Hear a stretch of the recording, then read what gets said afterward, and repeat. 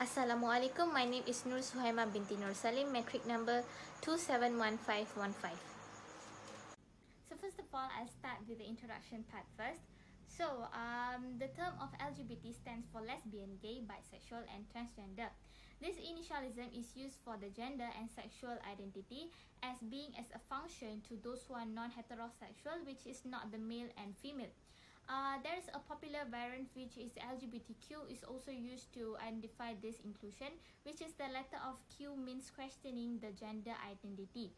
There are a lot of dispute about their rights, especially in the Western country, and this lead to some dissolution of some organizations such as the Daughters of Berit. This community struggled a lot and develop its own identity in foreign country and also in Malaysia. By the year of 2021, there are 29 countries that recognize and allow the LGBT community, and this also made a lot of LGBT community to immigrate to country that allow them to have the same-sex marriage, as they doesn't have the rights to live as a LGBT community in their country. Meanwhile, there are a lot of countries which legalize the LGBT community. There are also two countries which impose the death penalty to those who are involved in this LGBT community, which is Afghanistan and Iran. So Malaysia does not legalize the LGBT community, and it is because Malaysia practice dualism legal system, which is the civil law and also Sharia law. So as Malaysia practice Sharia law, it should follow the law of Allah, and this is why LGBT is illegal in Malaysia.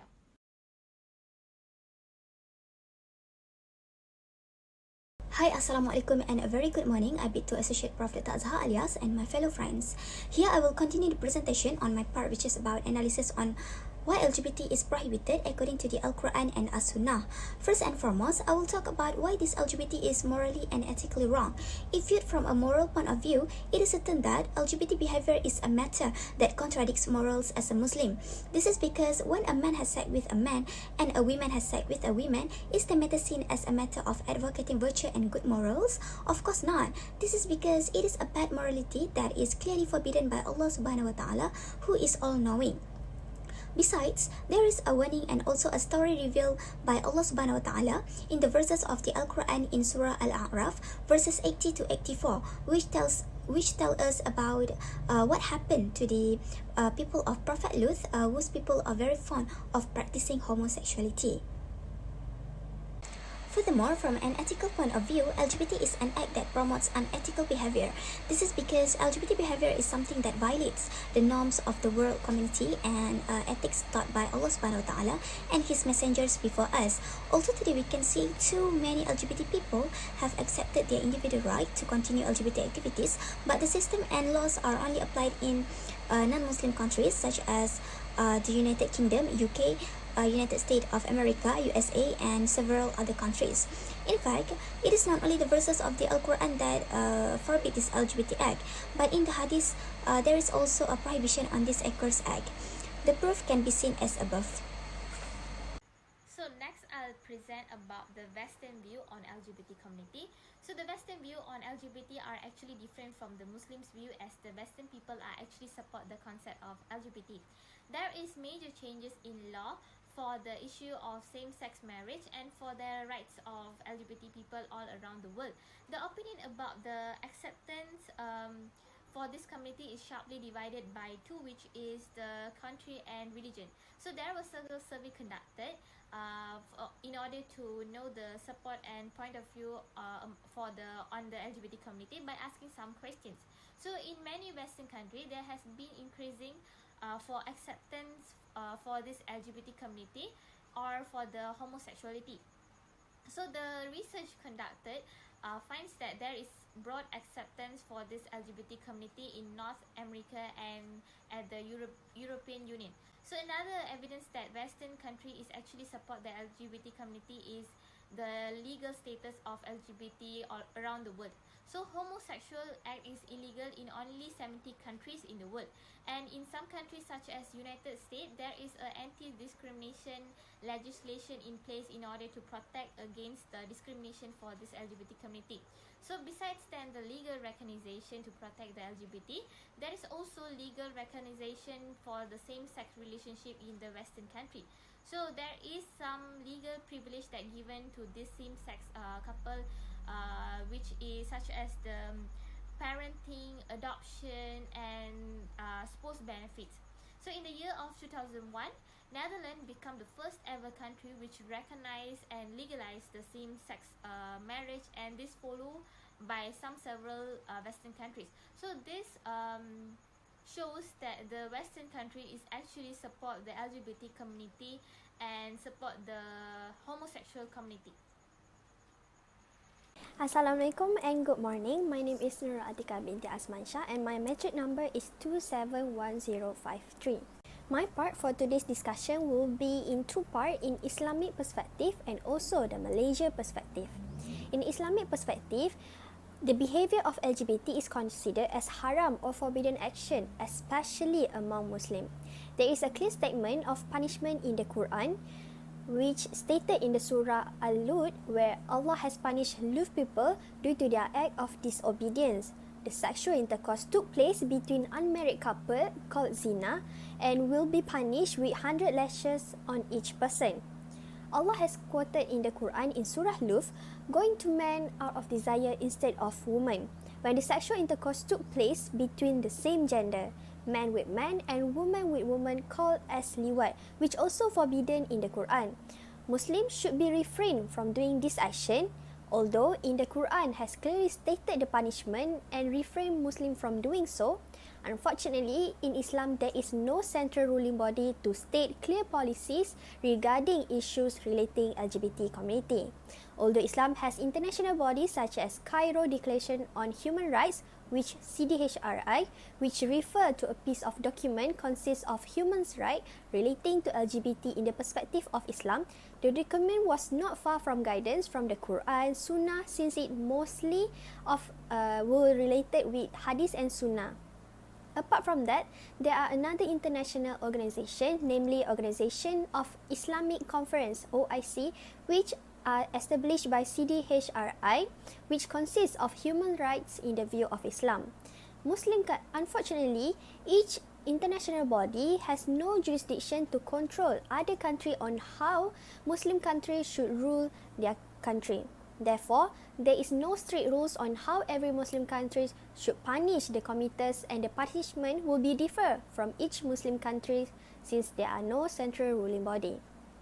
For example, Brunei exercise their power by 100 canes to those committers who commit zina, liwat or sexual intercourse between the same gender, while other Muslim countries such as Iraq going further by punishing the committers by death penalty or stoning the committers to death, which some other countries consider this as immoral act. While Malaysia itself does not state any clear rules to refrain this immoral action, since there are small jurisdiction given to Sharia law because it was under the state jurisdiction. To sum up that, the conclusion above, we can say that every Muslim countries has different approach to punish the committers. Apart from that, is the Malaysian perspective towards LGBTQ community has been divided into two parts. The first part is legal perspective and Islamic perspective. Malaysia applies the same rules to govern the society, especially the Muslim, and prevent them from doing this kind of immoral behavior. But the jurisdiction which given to the Islamic law in Malaysia was so small. Islamic law in Malaysia falls under the state jurisdiction, which cover only the matter that consists in the 9th schedule. It mentions under Article 5 to 13 of the Federal Constitution, labeled as fundamental liberties, to prove the constitution we have is protecting the human right division guaranteed to all Malaysian citizens without dividing it according to race. Although Islam strongly advocate of basic human rights and concern about the welfare of human, However, it is distinct in Malaysia. The Islamic law itself does not well exercise, which reflects the original principle of Sharia law. Every state in Malaysia has different view to punish the sinners, and the punishment will be differ in every state. Hence, this will increase more of LGBTQ community since there is no strict enforcement was made by the public authority regarding the subject matter. Although most Malaysians are quite conservative and the topic of LGBTQ is still taboo in this country, but the increasing numbers of this community is worrying, especially there's a lot of Malay Muslim that has been influenced by the West notion of basic human rights or individual rights that has been a huge debate in Western countries. I will continue the presentation on reasons why people sleep in the LGBT arena. In general, one of the reasons why LGBT or same-gender sexual activity occurs is because this group misinterprets the verses of the Al-Quran. There is no denying that there are verses of the Al-Quran that are used to enable them to engage in the sexual activity so that their lusts are satisfied, even though the argument they use is dependent and incomplete argument because they do not read or delve deeper to reach the true law about sex with the same gender or homosexual. For example, among the argument they use to turn off people's view about on same-sex gender activity or homosexual adultery is that Prophet Lut did not insult or hurt homosexuals and even try to talk to them by providing alternative to their growing sexual desires. This made this group continue to take the issue of having sex with the same gender increasingly, even though they know the act is wrong. Moreover, the cause of homosexuality other than the misinterpretation of the verses of the Al-Quran by issuing arbitrary laws is that they think that religion cannot forbid them from doing what they think they are doing is right. This is because apart from holding on to the argument regarding Prophet Lut in the first point above, they also use many other verses that use self-interpretation and logic to reinforce their wrongdoing when many are questioned about LGBT practices. For example, based on the statement made by Abdullah ibn Mas'ud, what Muslims deem to be good is good in the eyes of Allah subhanahu wa ta'ala is also one of the points they use to correct what has been fixed that the matter is actually wrong. This makes people who are not involved with LGBT and do not know much about religion begin to feel what they are saying is true. Lastly, the cause that contributes to this LGBT practice is the influence of the publication of books on LGBT that are widely sold. In fact, the production of this book is one of the strongest contributors to LGBT practices because in these books there are content that actually violates the true nature of human beings. One example of LGBT book sold in Malaysia can be seen as on the right. The book promotes content that may be harmful, may be detrimental to public order, morality and public interest. As such, the Malaysian government acted to ban the sale of this book. Hi, I will continue the presentation on analysis of Islamic law on LGBT behavior.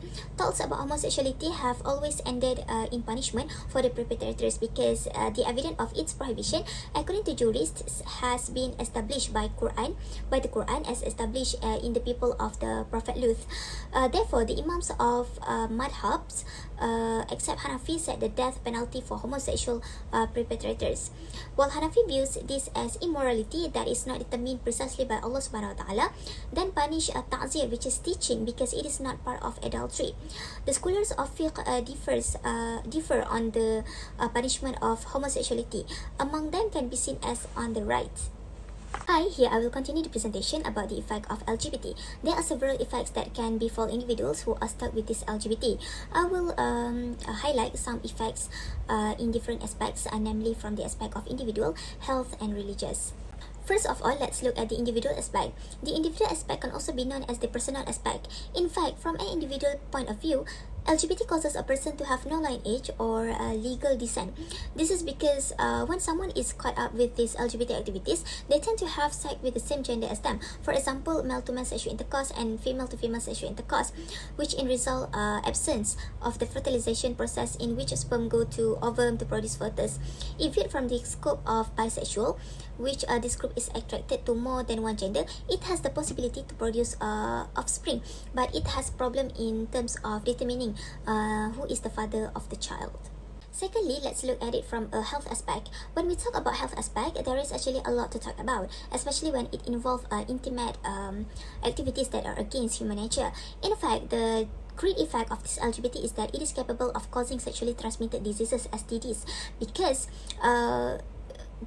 STDs is the disease can affect other individuals. This is because when a man has intercourse with the same sex through the anus, then it will cause accrement on the anal part to stick to their penis. This is can indirectly lead to the occurrence of diseases that can be transmitted to other individuals if they have sexual intercourse, regardless of men or women.